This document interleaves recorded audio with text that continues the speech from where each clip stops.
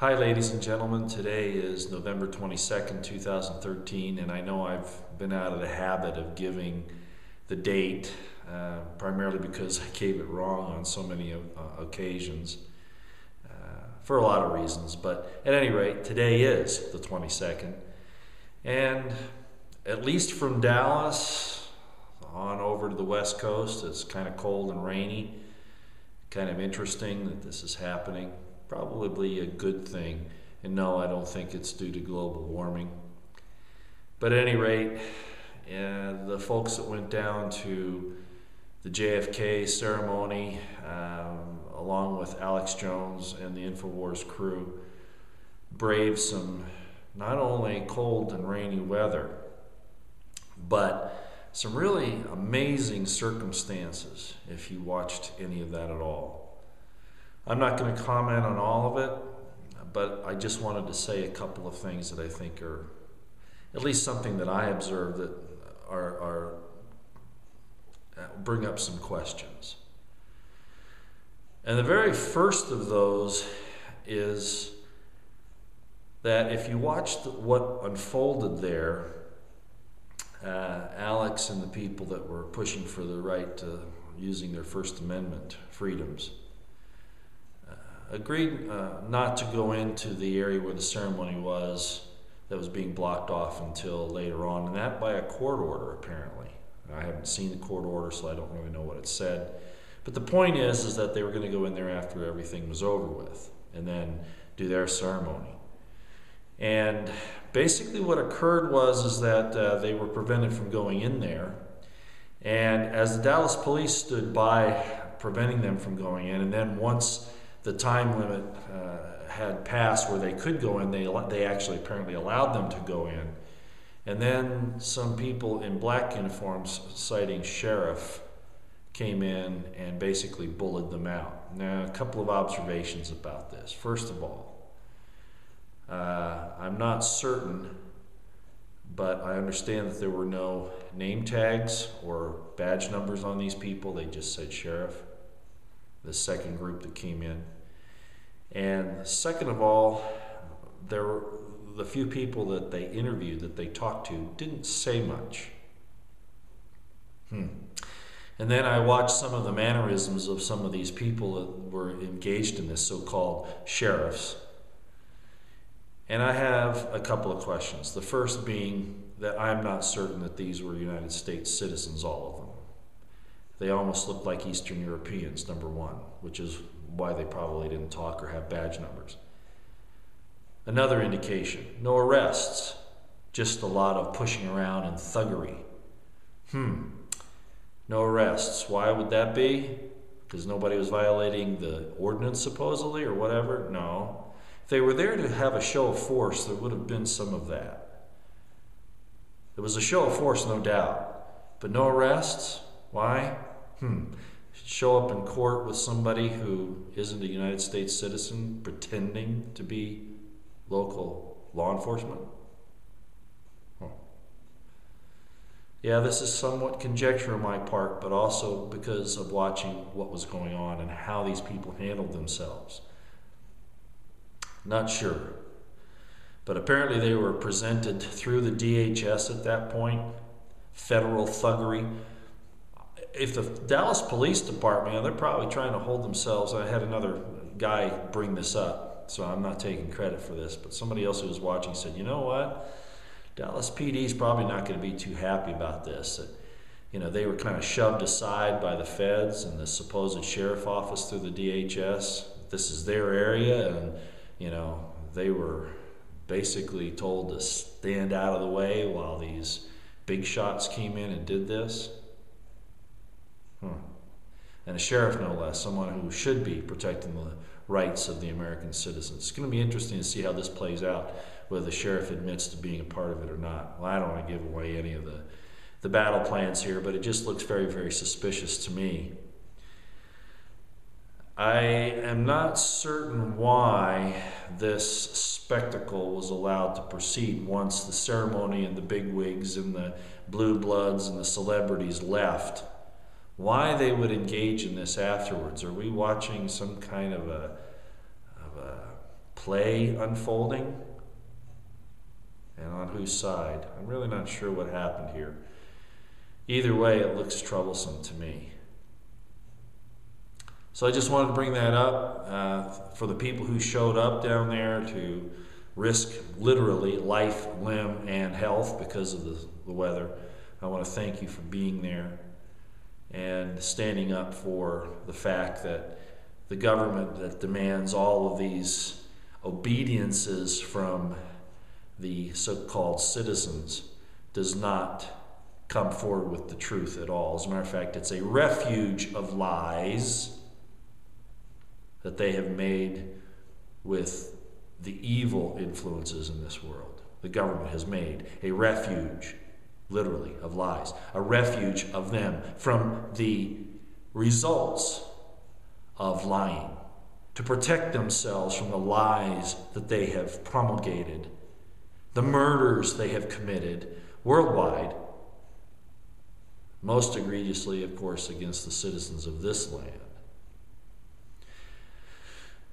You know, and some people have made some comments about this. You know, I have done some what would be called asking God to curse the evil ones here. I've done it on a couple occasions when I washed my feet, and then quoting Daniel, when Daniel did that little explanation and translation of the writing on the wall. This all is happening, and the unfortunate thing is, of course, a lot of good people are going to be caught in between these terrible forces that are about ready to clash. We are at, regardless of what happened in Dallas today, we are at a crossroads where the respect of the government for the meaning of the Bill of Rights and the Constitution has been shown at all levels to be absent. So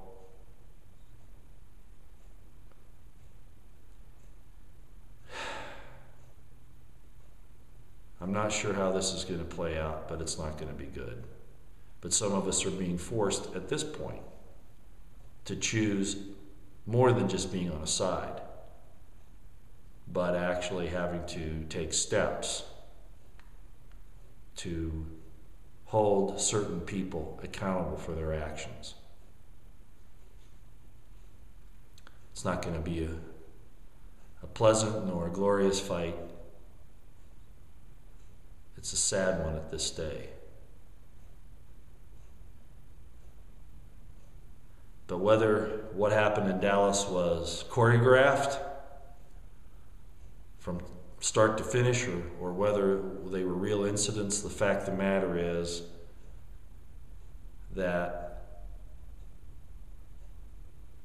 trust in the government, trust in the people who work for the government, these goons, these thugs, these jackbooted soldiers of the New World Order, and they've taken their marching orders from them because they're getting that almighty dollar for their loyalty.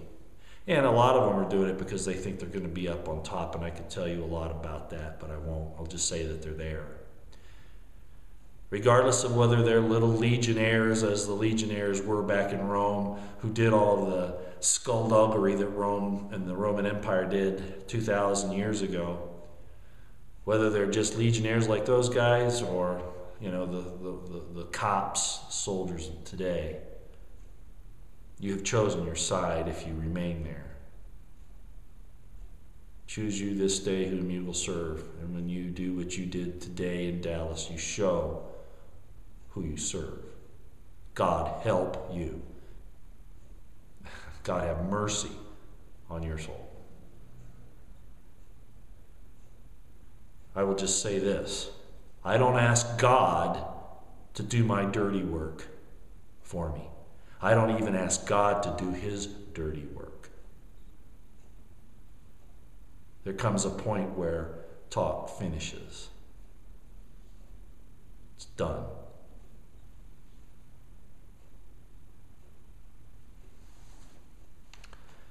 In that vein,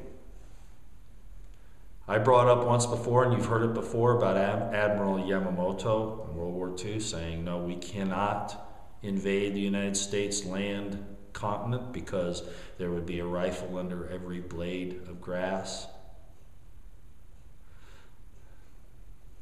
Well, when you invade a country, there are some logistical difficulties, of course. Forming and sustaining beachheads, moving troops and supplies, logistical lines, exterior lines of logistics. Those of you in the military know what I'm talking about.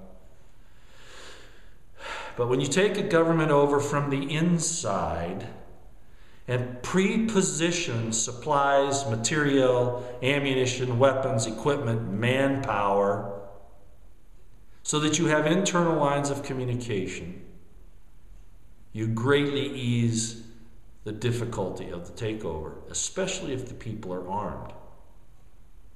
And of course, we've seen the attempts to disarm the American people. And I'm not saying I like weapons and what they've done to us as a society as far as the crimes and all that, although I think a lot of that's been orchestrated and enhanced by the laws of this disgusting, decrepit nation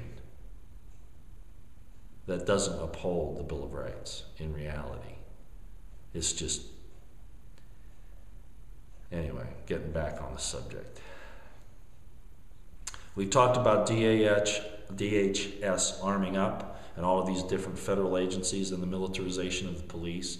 And Patrick Henry saying, when we look around, we see who are these preparations against? Surely not an enemy. Therefore, it can only be that these preparations are against us. Yamamoto was right.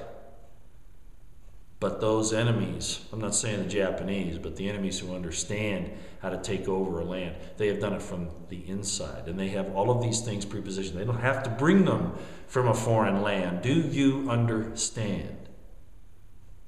They are here.